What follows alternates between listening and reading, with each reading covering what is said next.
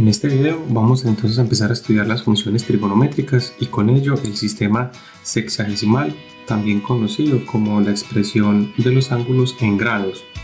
Para eso entonces vamos a empezar con la posición canónica o normal de ángulos.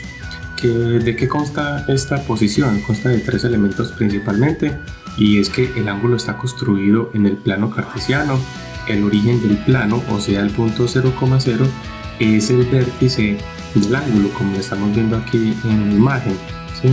Y por último, el lado inicial coincide con el semieje positivo X. El semieje positivo X es la parte derecha que conocemos del eje X, o sea, donde están los números positivos. Bueno, aquí vemos entonces algunas de las clasificaciones de los ángulos: ángulos agudos, rectos, obtusos, llanos, también lo que son ángulos complementarios, ángulos suplementarios.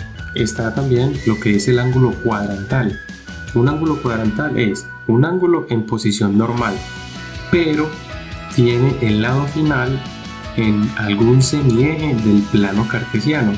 Es decir, por ejemplo, en este ejemplo que estamos viendo acá, el ángulo de 90 grados tiene su lado inicial en el semieje positivo X y el lado final es el semieje positivo Y, pero también el lado final podría ser el semieje negativo del eje X, o también la parte negativa del eje Y. De esa manera entonces encontramos lo que es el ángulo de 90 grados, lo que también sería el ángulo de 180 grados y el ángulo de 270 grados y 360 grados. Estos serían entonces los ángulos cuadrantales con cada uno de sus múltiplos.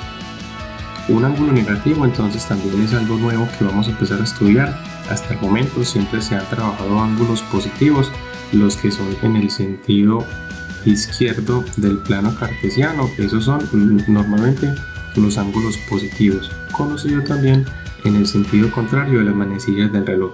Pero cuando construimos un ángulo en este sentido, conocido también como el sentido de las manecillas del reloj, entonces un ángulo se nombra como un ángulo negativo.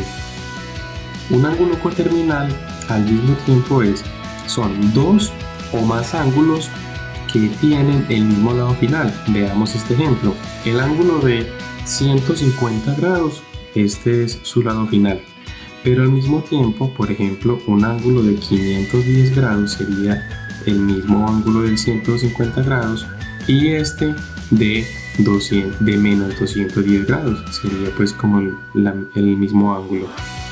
Ahora entonces, como tarea, van a construir en el plano cartesiano utilizando entonces el transportador. Se recomienda un transportador completo de 360 grados para mayor facilidad en la construcción de los ángulos mayores a 180 grados. Tenemos aquí entonces un ejemplo de una construcción de un ángulo positivo de 315 grados.